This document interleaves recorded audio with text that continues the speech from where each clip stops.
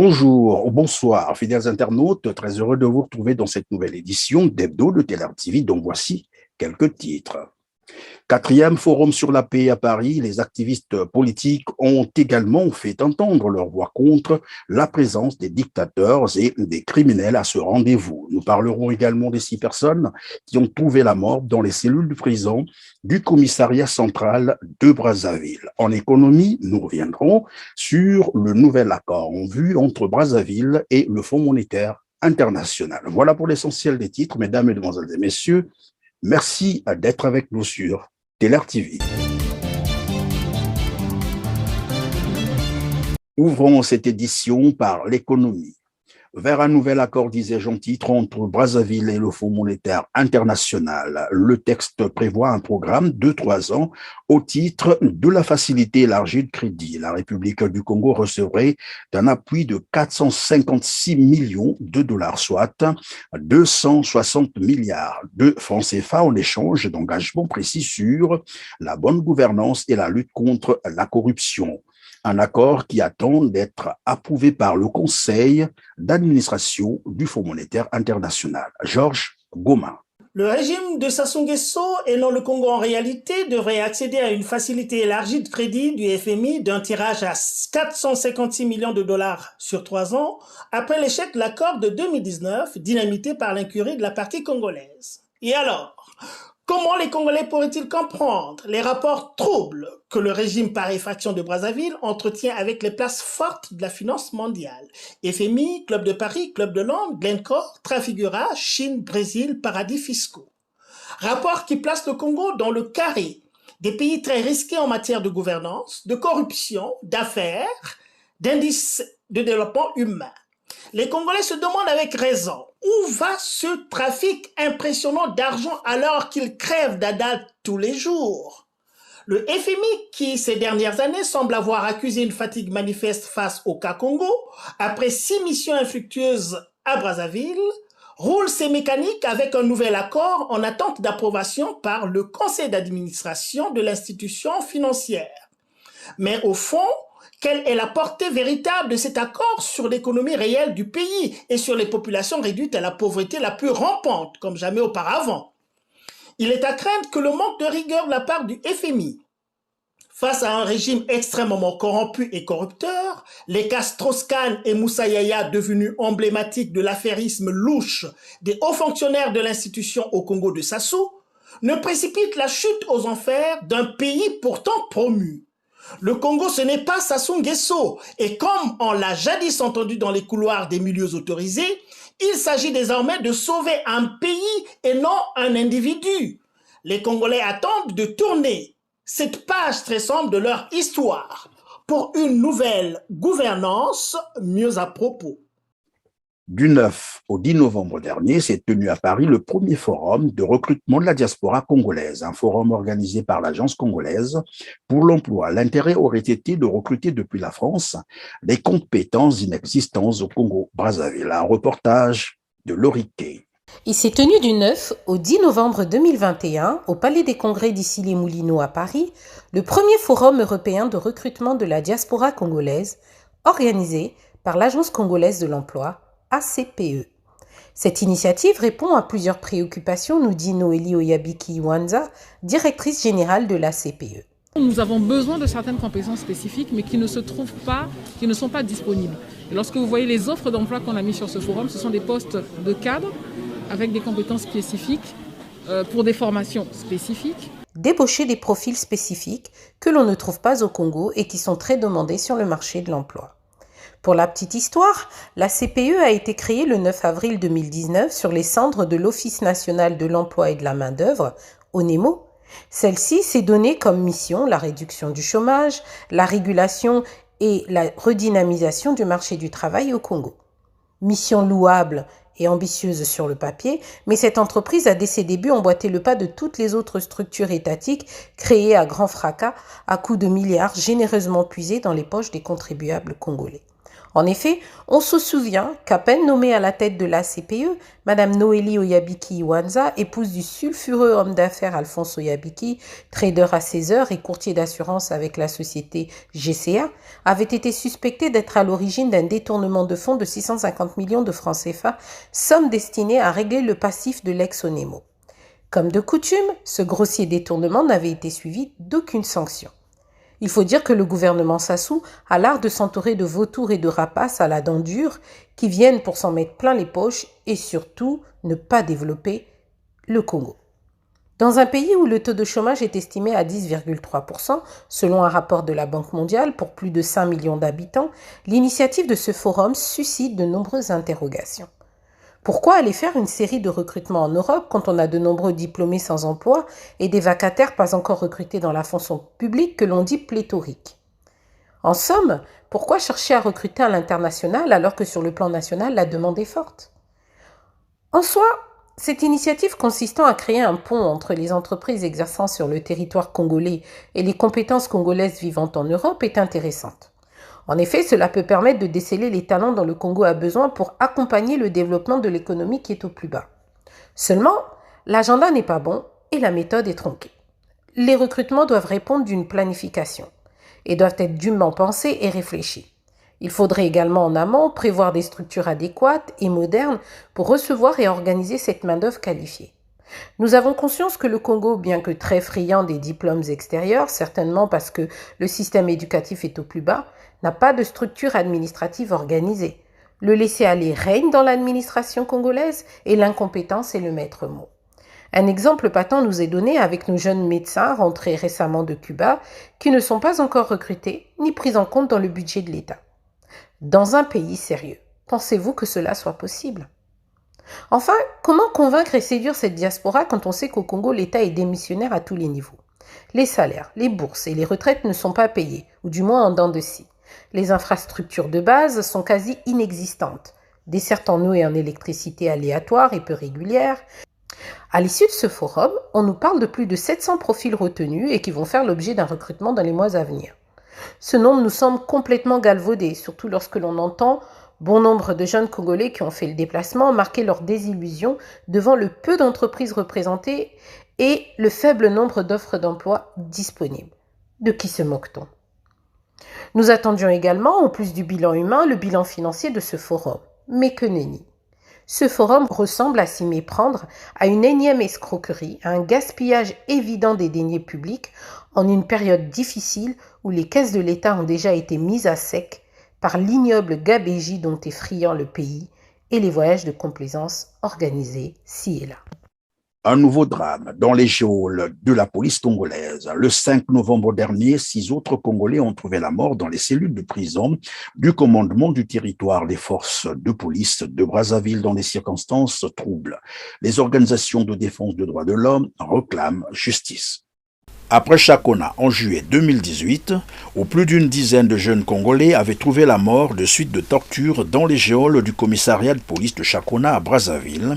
On se souvient d'ailleurs que les parents des victimes ne s'étaient rendus compte de ces crimes policiers qu'après avoir été informés par de tierces que les corps de leurs enfants avaient été retrouvés à la morgue de Makelekele. Le 5 novembre dernier, 6 autres Congolais sont décédés dans les geôles du commandement de territoire des forces de police de Brazzaville dans les circonstances troubles. Là aussi, les corps des victimes ont été déposés nuitamment à la morgue du CHU de Brazzaville par les policiers qui vont, par la suite, en informer les parents des victimes, leur intimant l'ordre d'aller récupérer les corps et de les enterrer de toute urgence sans autopsie ni enquête préalable.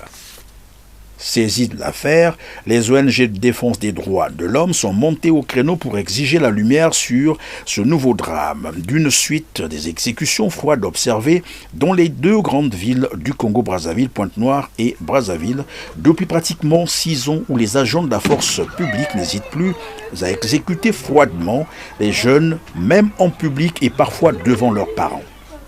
Très embarrassé par cette sortie médiatique des ONG de défense des droits de l'homme, le gouvernement congolais qui s'était résolu dans un silence total pendant plus d'une semaine a tenté de minimiser ce crime, parlant d'un probable étouffement qui aurait conduit à ce drame. Une version rejetée par les parents des victimes qui témoignent des tortures et d'autres atrocités auxquelles auraient été soumis leurs enfants. Témoignage partagé par les ONG de défense des droits de l'homme qui réclament justice pour les victimes.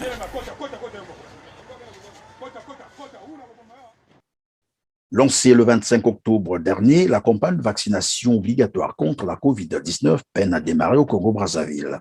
Les populations n'ont plus confiance en leur gouvernement à qui ils reprochent le manque de transparence dans la gestion de la nouvelle pandémie à coronavirus, notamment sur la nature des vaccins proposés, mais également sur la conservation de ces derniers. C'est un reportage de Landéjean. Alors que les autorités congolaises veulent intensifier la campagne de vaccination, les Congolais, éprouvés sur les plans économiques et sociaux, sont réticents, voire hostiles. Pourtant, elles clament d'arriver à une couverture vaccinale de 60% de la population cible en vue d'atteindre l'immunité collective. Des prévisions qui n'ont aucune réalité scientifique, puisque dans les pays occidentaux avec un taux de vaccination moins de 65%, cette fameuse immunité collective n'est pas atteinte. Quelles sont les compétences réelles de cette soi-disant coordination de gestion de la pandémie quand le mimétisme BA semble être le mode d'action? L'intensification de la vaccination, disent-ils, passe par les chauffeurs de taxi, bus et autres transports en commun, les vendeurs des marchés, voire les lycéens. Quelles dispositions prises pour toutes ces catégories déjà fragilisées par une crise économique d'une intensité jamais égalée dans ce pays?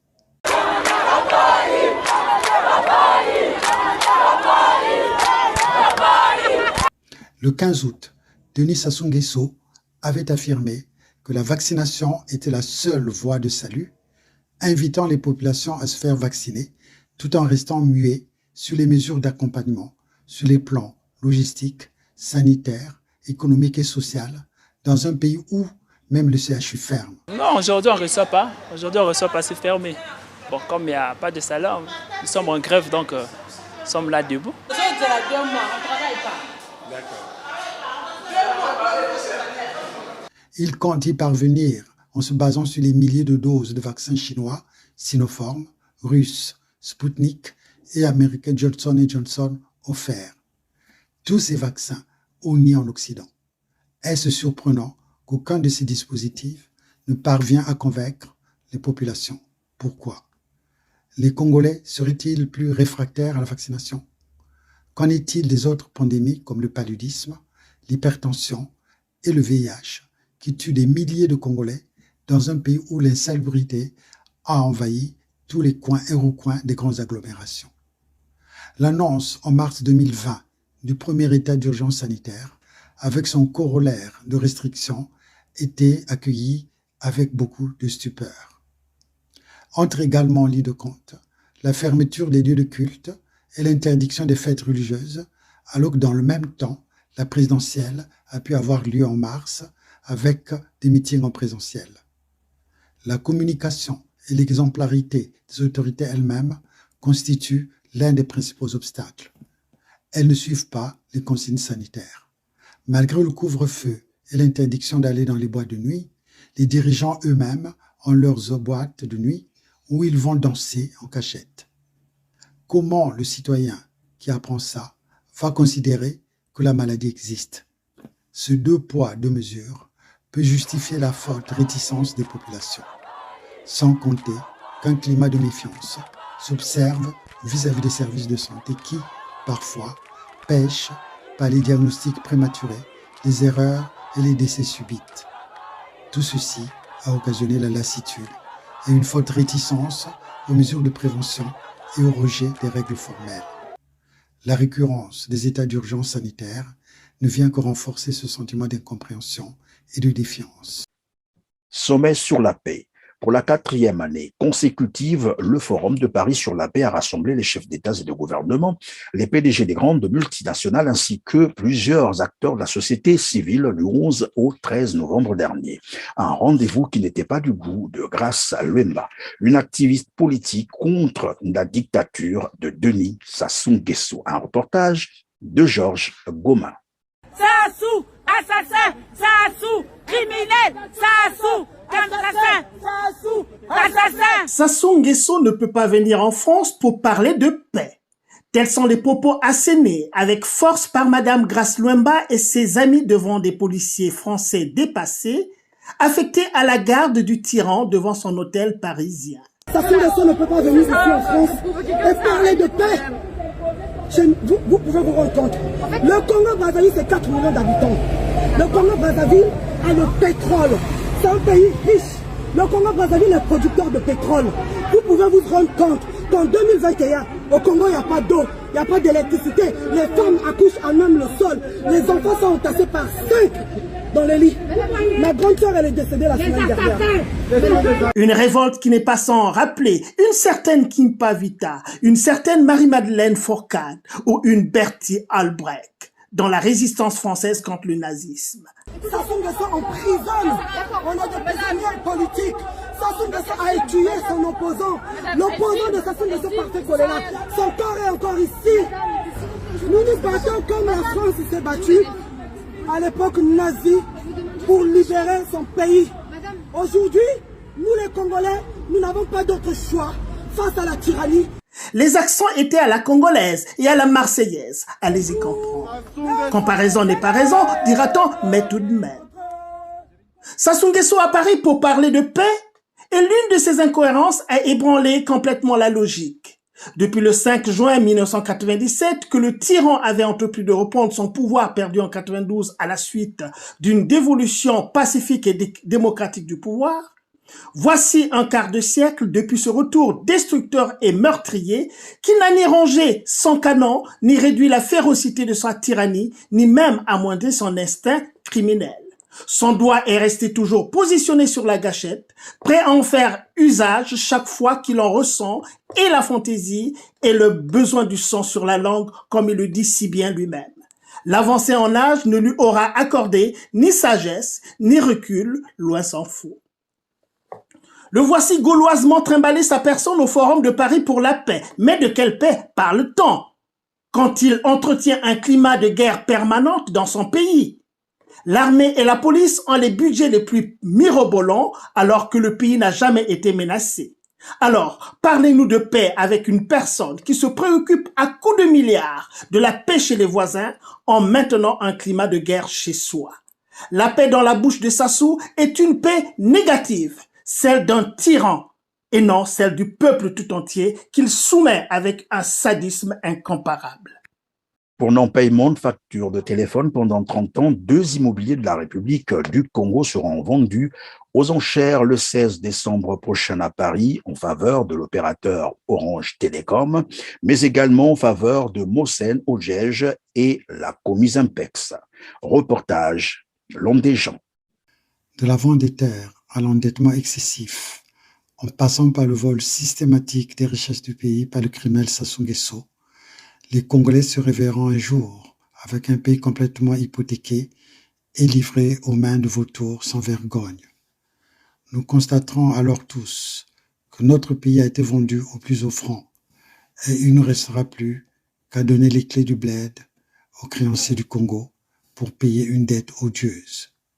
Ces derniers jours, dans les réseaux sociaux, nous avons tous lu la lettre en contestation du cabinet d'avocats Kevin Grossman qui représente les intérêts de Denis Sassou Nguesso, adressée au juge de l'exécution immobilière du tribunal judiciaire de Paris sur la vente aux enchères de 2 biens immobiliers appartenant à la République du Congo au profit de l'opérateur télécom Orange pour une créance de factures téléphoniques impayées depuis une 30aine d'années, mais également en faveur de Mosen Ojej et la Comise Impex.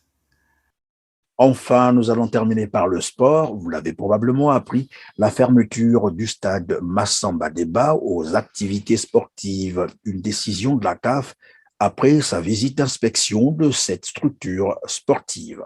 Reportage. Le monde du football est en émoi.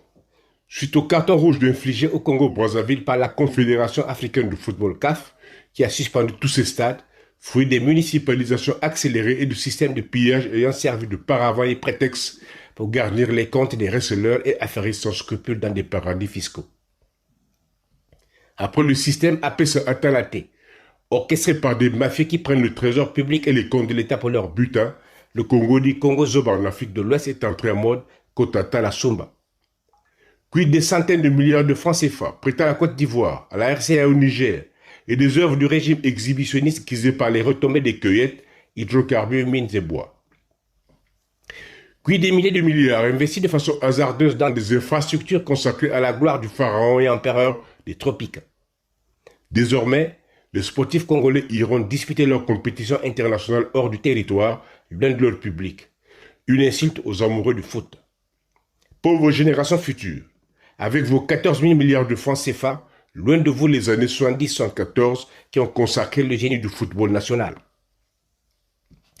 Quid des 380 milliards de francs CFA, pot de vin non compris, ayant servi à la construction du stade de 60 000 places à Kintele à Brazzaville par une entreprise chinoise en 2015. Les équipements qui ont permis l'organisation des Jeux africains en 2015 ont été pillés, comme à l'université Sassou Nguesso de Kintele. Chacun se sert comme au Far West. Aux gouvernants, le trésor public et les comptes de l'État, et à l'homme de la rue, les équipements publics. À quoi servent donc les centaines de millions de francs CFA versés à la société de sécurité privée de M. Maurice Nguesso, frère aîné du président Sassou Nguesso, créé au sortir du coup d'État de 1997 pour caser leurs guerriers non éjectés dans la force publique. Rappelons que ce site de Kintele est aujourd'hui menacé par les érosions, fait l'objet de litiges entre les habitants dépossédés de leurs maisons et terrains sans dédommagement et l'État. Quid du stade Alphonse Massamba Deba de 33 000 places, interdit par la CAF parce qu'il n'est pas aux normes FIFA et parce qu'il manque de structures requises alors que des fonds avaient été alloués pour sa rénovation. Quid de la rénovation en 2006 du modeste stade Casimir Boulalea de 13 000 places à Pointe-Noire. Quid surtout du célèbre stade Franco-Anselmi de Pointe-Noire qui vient d'être vendu aux étrangers, prête nom des membres du clan au pouvoir. Ce stade qui a vu jouer le Roi Pelé et le FC Santos en 1967 avant d'être jeté aux oubliettes et de servir de cimetière aux vieux véhicules de la ville océane. À défaut du stade Manganzi attendu par les Délusiens, puis du stade René Pont de 20 000 places à Dolisie, rénové en 2008 et crânement débaptisé stade Denis Sassou Nguesso pour mieux avilir une ville déjà en ruine. Puis du stade Omnisport de 16 000 places à Wesso, du stade Marien Ngouabi de 13 000 places à Wando, du stade Omnisport de 7 000 places à Sibiti, du stade Omnisport de 7 000 places à Madingu, tous mis hors jeu par la CAF. Comme des cases en paille dans un village bâti par des tambourins, les constructions et infrastructures faites par des friands du bakchis qui ont englouti d'énormes sommes d'argent tombent en ruine les unes après les autres. Et oui, les cadavres emprisonnés au fond des rivières remontent en surface et répandent leurs odeurs de putréfaction partout à la ronde. Eh bien voilà, c'est la fin de cette édition d'Hebdo de Teler TV. Merci d'avoir été avec nous. N'oubliez pas de liker, n'oubliez pas de partager, n'oubliez pas non plus de vous abonner. Je ne vous le rappellerai jamais assez pour ne rien manquer des programmes Teler TV. On se dit donc à très bientôt. D'ici là, prenez soin de vous. Merci.